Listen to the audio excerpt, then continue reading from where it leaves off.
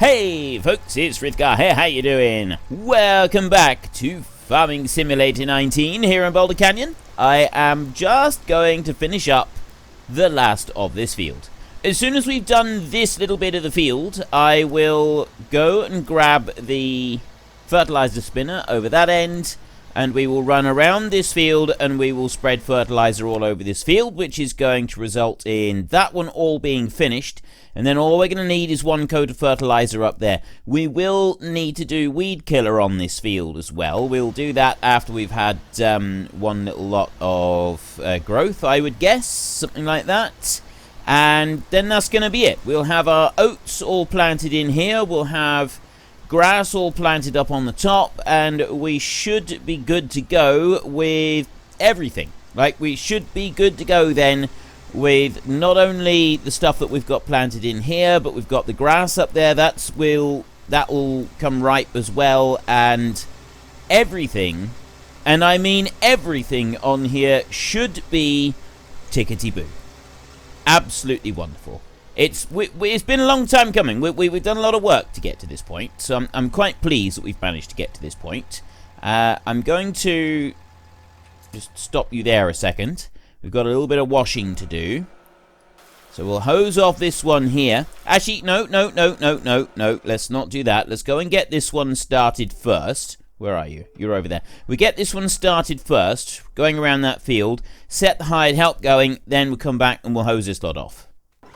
We've already got a full load of fertilizer in here, so all I need to do is drive it over to the field and get going over here. We've got our brand new wall right there, which should stop the hired help from doing anything ridiculous like trying to drive down into there.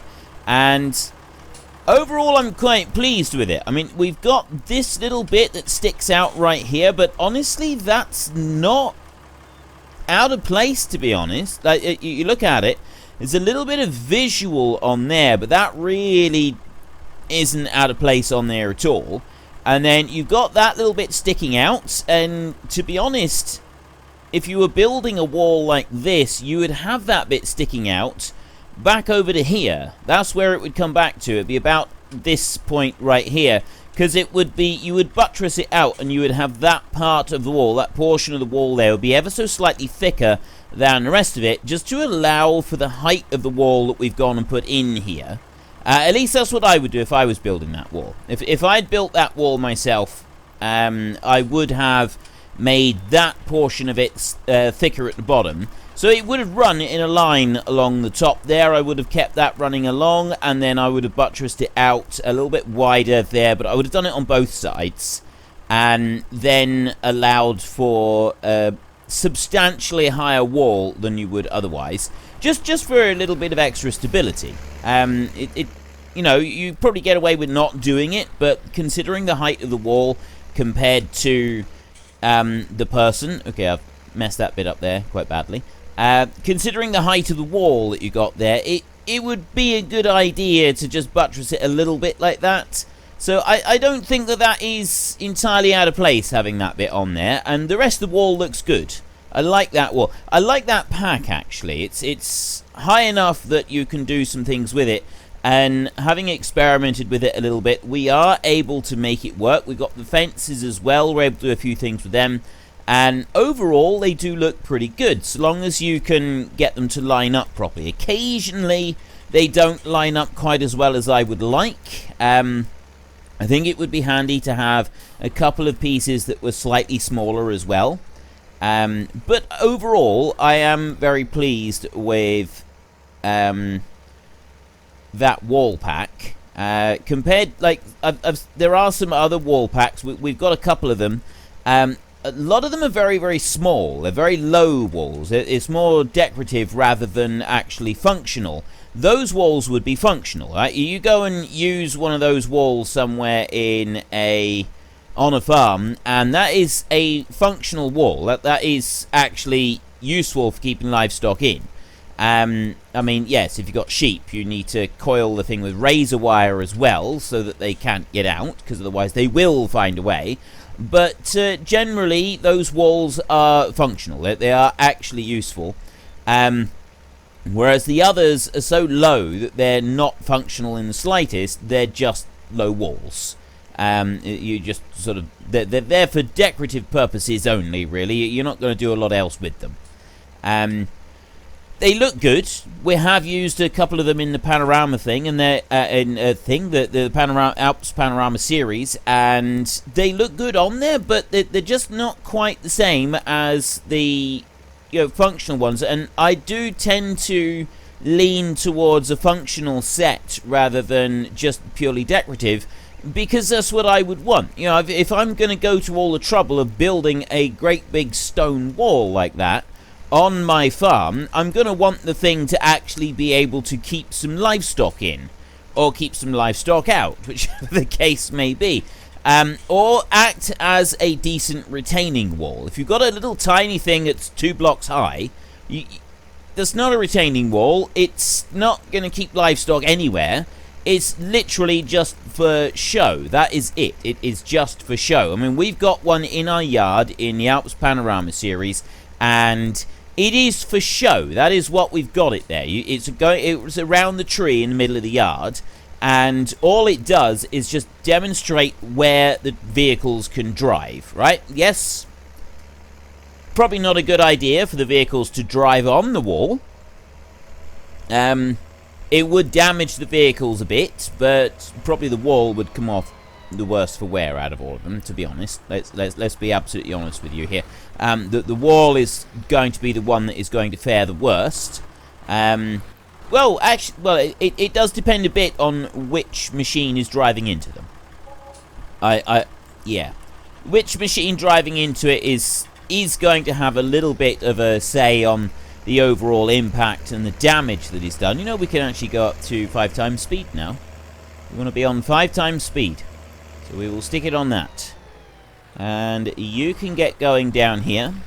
So I will press H on there, and you're away. So you can go and do that. While you're doing that, I'm going to skip back over to this one, and we're going to do the hosing down. And then once we've hosed this lot down, we'll put it away in the shed, and then we will do a little bit more cutting down of trees. We need to clear a space down here ready for cattle pens and pig pens, or a cattle pen and a pig pen, but we do need to clear a space for them. And we also we still want to be keeping an eye on prices for silage and wool and stuff like that, because we've got a big quantity of the stuff that we are slowly accumulating here waiting to sell. Eventually, sometime soon, we're going to have a whole load of it that we're going to want to sell. Wool in particular, I have got loads of it lining up there. We are going to make an absolute fortune out of selling our wool.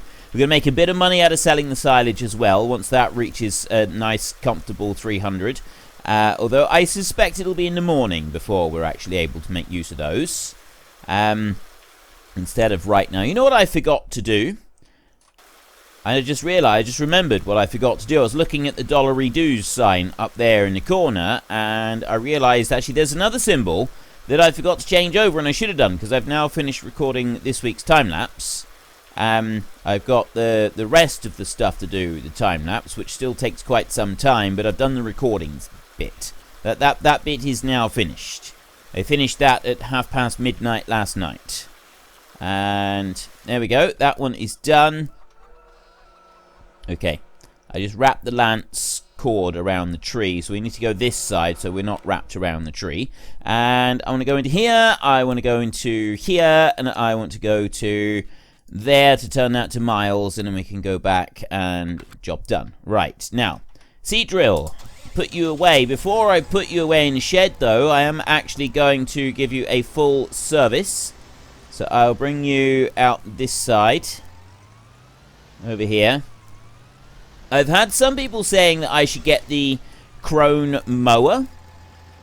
We don't have the money for that. I don't have the money to be able to afford that beastie. Ooh, you could do some repair work as well, couldn't you? $600 to repair that one. That one definitely needs some repair work. There's another $500 to do that one. Right, it's not selecting the weight at the moment, but there we go. Nicely repaired all the way back up. Yeah, what was I saying? Completely gone now.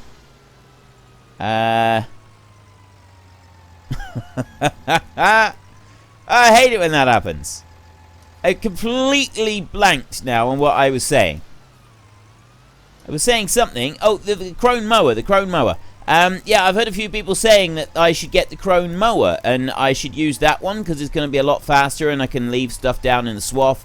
It's a nice wide cut, and then I can go and bale along afterwards. It's a great idea and all, but the Crone mower is also, whilst it's a wonderful mower, it's also a tad expensive.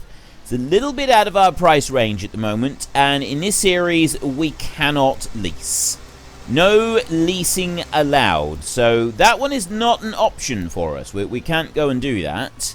I'm going to whiz up here next to this one, like that, and then I'm going to back up here. Those chicken eggs, they are accumulating. They are accumulating fast, and let's have a look at the prices. I don't think the prices will have changed very much. We looked at the prices yesterday. Just started coming back up again for the wool, and silage is still at rock bottom. So over here, I have got 9,600 in there. The rest of these pallets here are not yet full, but they're working on it. 700 there, 4,600 in that one, 1,300 in that one, and 1,100 in that one. I've noticed that it doesn't like... if you look at these, it will stay with it, but the little boxes, it doesn't like staying with the number on the box. Oh, now it does. Okay. For some reason, it doesn't always. But these boxes here, they take 150,000 litres each, so we've got plenty of space for eggs. Eggs is one thing that we don't need to worry about for storage space, because we've got those little presents. If you would like those presents... If you would like the mod for those presents, then you do need to join our Discord. There is a link in the description down below. That is to a video. Go to that video, and then you will be able to find the link to the actual Discord on that video. There we go. Right. Okay, the weight. I want to repair this weight. Let's see what repair work is needed on the weight. There we go. Repair. $4.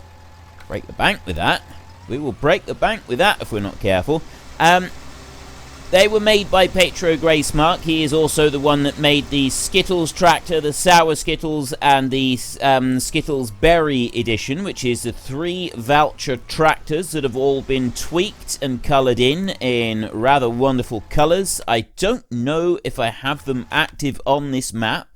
We'll go to small tractors right here, and we will have a little look through. I don't have them activated on this map.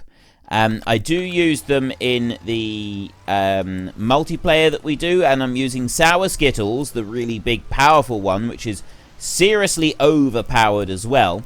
I use that one in the Alps series, and it's an absolutely fantastic tractor. So Petro Gracemark has done all of that work. And the download files for those tractors and the chicken egg boxes over here, they are all available to follow the download links on our Discord if you would like to use those things for yourself. He has kindly released them.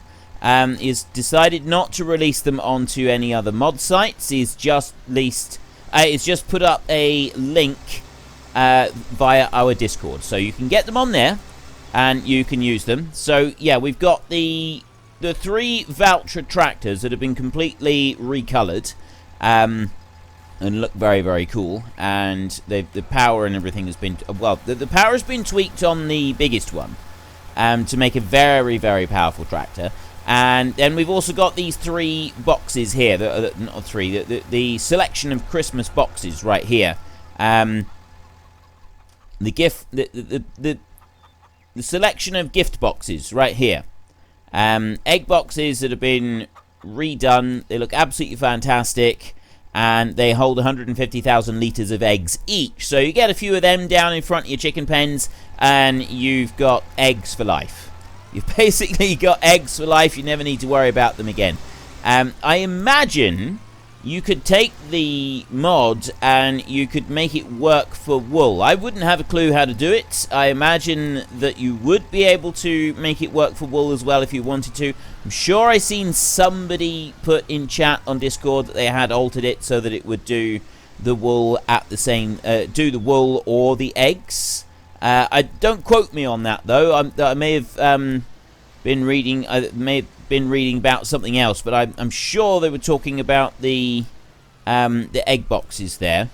But anyway, that's where you get them from, is on our Discord. So do consider coming along and joining. I mean, consider coming along and joining anyway. We have a lot of fun on our Discord.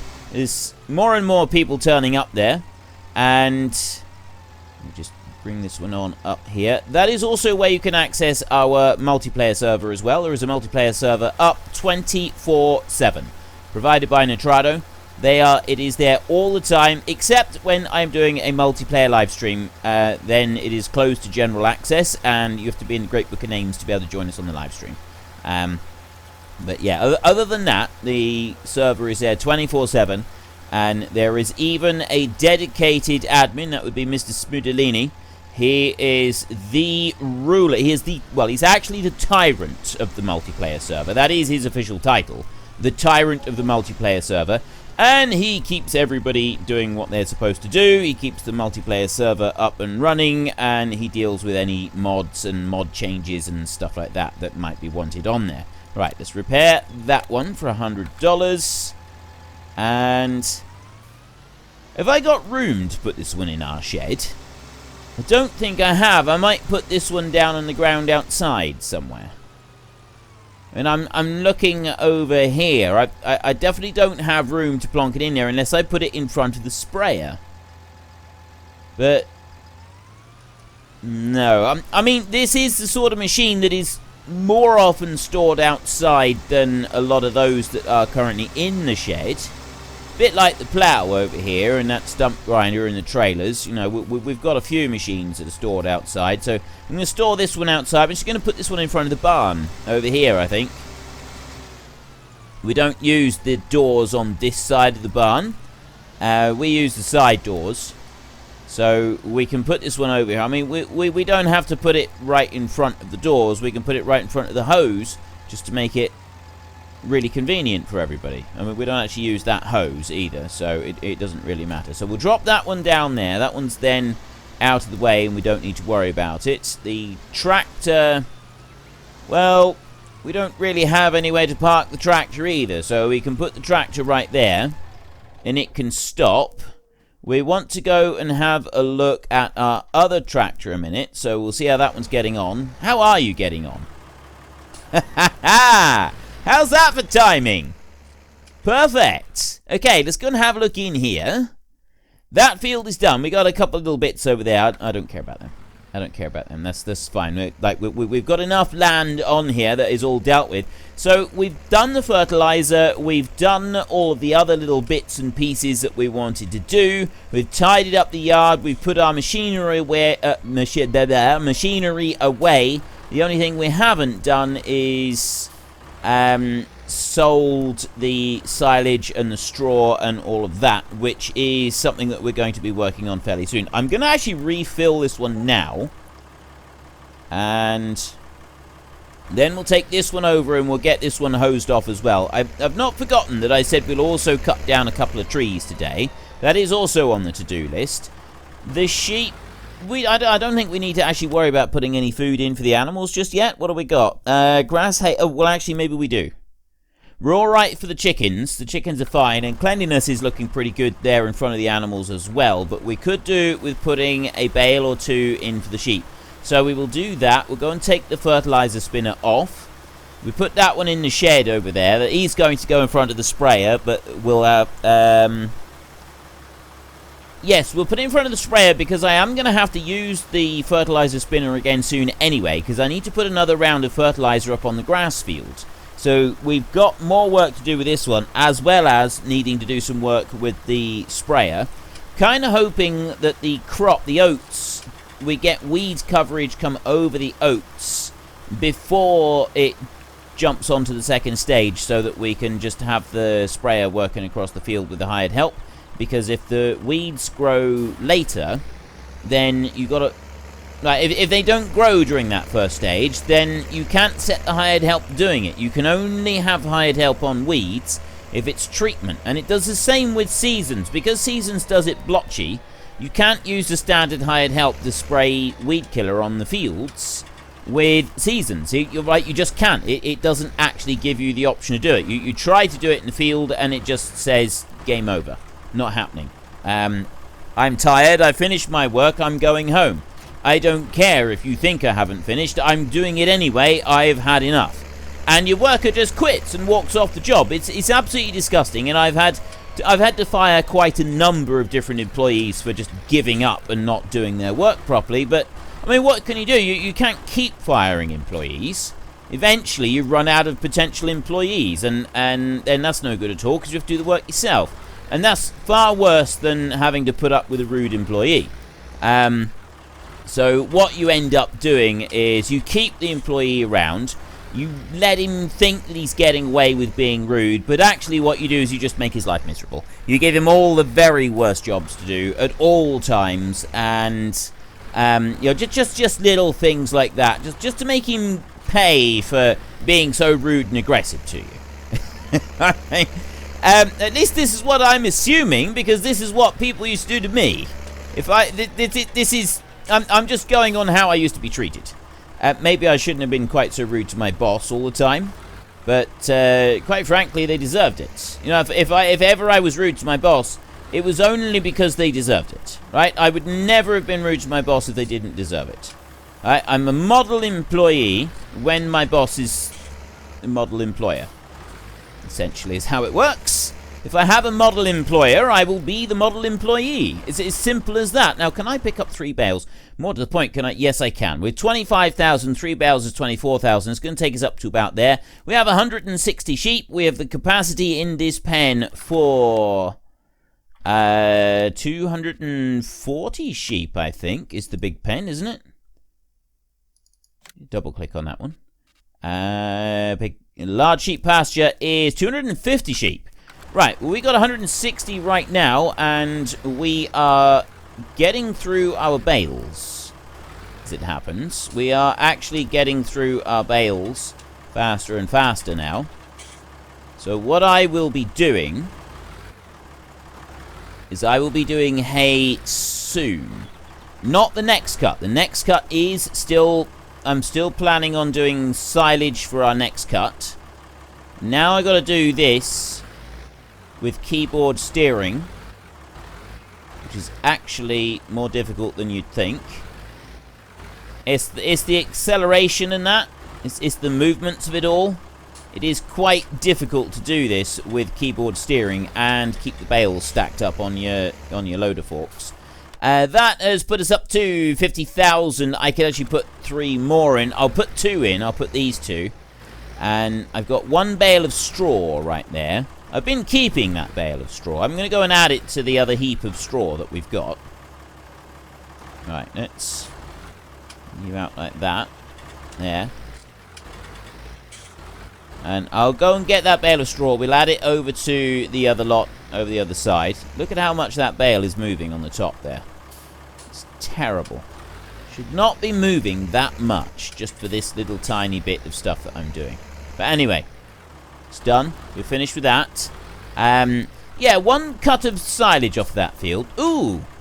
I can see 2 spots over there. There's little tiny bits that have been missed by the planter. Let's go and just investigate that. We need to go here, and then you click on grass like that. And we go here. We zoom in a little bit. I don't see anything actually showing up too badly on here. There's some bits over there, but that's not in the field, that isn't. And neither is that. Right, so it's a very minuscule 2 spots that I can see. But there is 2 spots over there. That is a little tiny bit of grass that has been missed by the planter. Right over there. You won't see anything. I can actually. I can see just like a little tiny 2 marks. I'm very tempted to actually load up the planter and go and get those. Just because otherwise they're going to bug me. I'm going to know that they're there. Although, right. I'm going to know that they're there. And it is going to bug me. But at the same time, it's an awful lot of stuff to do to go and hook up the planter. Take it up there and just iron out those. Because there's probably a couple of other spots as well. So I think it's probably better if we just do our absolute bestest to ignore it. Pretend that it's not happening. And instead of doing that, we're going to leave that tractor right there. And we're going to run over here. We're going to jump onto the Scorpion. And we're going to cut down a couple more trees on the side. And then we're going to start working on some of those. I need a drink a second. Right. On with the Scorpion. We've got enough time to do a little bit of tree felling. We're not going to do loads and loads of it, but we can do a little bit of tree felling over here. And I think what I will do is I'm going to do some tree felling, but I'm not going to like focus on doing absolutely loads of it. Oops, to do the twisty thing. I'm still getting used to the controls on here. The controls that I have personally set. I know. I set these controls, and I'm still actually trying to get used to them. So I'm going to go like that. There we go. Excellent. Bring you down over here. Why is that tree falling the wrong way? Honestly, I don't think that's really necessary. Oh well, what's done is done. We will let it fall that way. It's not like we have a choice. And we slice this one up. That will leave us a little tiny bit off the end. We get a little tail end of that one. So I will dump that one there. And then I will jump out and I will chainsaw it. Like that. Done. And then looking up here, I'm thinking take that one, and... well, there's actually a few of them here. There's two of them. Those two can stay. So we got 4 trees up here that I want to get rid of. And then it's moving back over there and getting rid of those. Those are the important ones. But getting rid of some of these is just going to make it easier for the tractor for doing its turning and stuff that I'm going to want it to do. And now I've got to try and do this without... yeah, these are always difficult. These are always the difficult ones. Let's bring you over there a little bit. And there, I think. Right. Let's take you over there and do another slice. Like that. Clean that one up. And then once I've done that little bit, I will keep going with the cutting for a minute. We'll do some more cutting after I've done these few trees here. But I've got to change that over. That I keep going the wrong way on that one. So I think that naturally I'm sort of inclined to twist it the other way, which would be... you've got to go through, you've got to find where you've set things. So I've got the Logitech Extreme. So lift front loader, it's not the front loader, it's the crane arm. Right. Lower crane arm. Lift crane arm, I've got S1X minus. That's the one that I'm looking at. Right there. So I want to go with this one. Like that. I want to lift. I'm going to do that. X plus now. So I've swapped them round. I've mapped them over so that they're opposite way round. So that's the side to side. The X is the side to side. Y is forward and back. And Z on this joystick, because it's got a twist function on it, that's what Z is representing. Rotate crane arm right and left. And then extend crane arm. S1Z. Why have I got that as extend crane arm? Okay, now I'm just confused. I don't quite know why that is extend. I've got the same controls on it. Anyway, it doesn't matter. Now, that's better. I put it towards me and it lowers down. That feels a little bit more intuitive for me. And then I've still got the twisty bit on here, which is the bit that doesn't quite compute at the moment, but I'm getting there. I am getting there. Right. Come on. Let's see if I can actually make my own crane work here, considering that I am the one that has programmed all of the controls. And there we go. Right. Take you over that way, and then chop you up. That's working. That's better. That actually works a little bit better. So yeah, that's the ones you're looking for, the X and the Y on your, if you mapping in a joystick, and that's the crane arm ones that you actually want to use for it. I know some of you have asked before how I set up and map these things. Well, that's kind of what I do. A lot of it, though, is not me knowing how to map them. It's absolutely not me knowing how to map them. It is just trial and error. I've literally just done all of this through lots of trial and lots and lots and lots of error, okay? It is mostly down to error. I make mistake after mistake after mistake, and then eventually something happens right. And ideally what you want to be doing is not what often happens with me. And, you know, I'll be honest about this.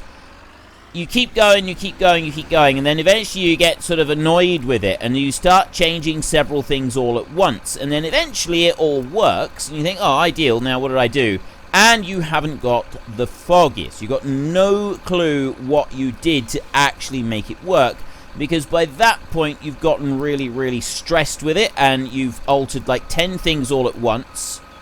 Why are you doing that? Don't be doing that. You've altered like 10 things all at once, and you have no idea what it was that you altered in order to get the desired effect. I do that a lot. I end up doing things like that a lot, right? I'm definitely not some sort of saint or anything like that. I make a lot of mistakes and errors with these things. It happens all the time. I'm going to leave the rest of those trees there, I think. I don't think I need to make any more changes with them. So we will, oops, I need to lower that one down, and I'll bring it back in a little bit. There we go. A little bit more manageable. Right, so where am I going to be putting the rest of these pens? I want to look in here, and I go to animal pens. I can do the small chicken coop, and I can use that as like a little bit of a measure, because I've got the money for it. So one of them could easily go across here without any problem, and then we're looking at one more. And I'm sort of thinking that the cattle one would go here somewhere. Somewhere across there, say that angle, something like that. And then we'd be looking at the pigs further back over here. So I'm going to want to clear a lot of trees in here in order to be able to fit the pigs in. That's going to be the big one, is getting the pigs into that bit. So I've got this... I've been eyeing up this tree, this one tree right here. So we will take this one down, extend out and get that one like that. If I can get the control onto the thing, there we go, like that, and latch onto you. Maybe not fire the trigger before you move the branch. Yeah, you don't really want to do it like that. That ends up not working out quite so well as you would hope, because it can catapult your machine off into the sky. And I have done that before. I have catapulted before into the sky. We'll take these 3 trees right here. These can start with our felling of everything. But I'm only going to take the first 2, because then I've kind of run out of time. I've just about run out of time anyway. If you've enjoyed this episode, then please head down below and give us a like. And if you really enjoyed it, then please tell your friends all about me. Get them to come and watch as well. That would be awesome. I think tomorrow we will we'll cut down a few trees to start with, and then we can gather up the trees that we have got laid down on the ground. We'll probably do a bit of a tidy up with the stump grinder, but then I want to be fast forwarding time. I want to get to tomorrow, and so tomorrow's episode, but I also want to get to tomorrow in game as well, because I would like very much to be getting, well, I want to get all of the other things done, right? We want the grass to grow, we want the crop to grow, we want to be able to harvest the oats so that we can sell all of the oats that we've got, which can make us a fortune, and we also want to be able to sell the wool and all of that. And that's got to be our sort of primary income sources. The only reason we've got now for clearing these trees is just for some space. We're not doing this because we need to for money, we're only doing it for a little bit of space for pigs and cattle. I've got room for the cattle pen already, so we've like the first big expense that we're having for the animals, that's already dealt with. It's just the pigs that we're waiting for. And that'll be once we've cleared enough space in here, then we can start dealing with that. But anyway, until next time, thank you very much for watching. This is Frithgar. Goodbye, and see you later.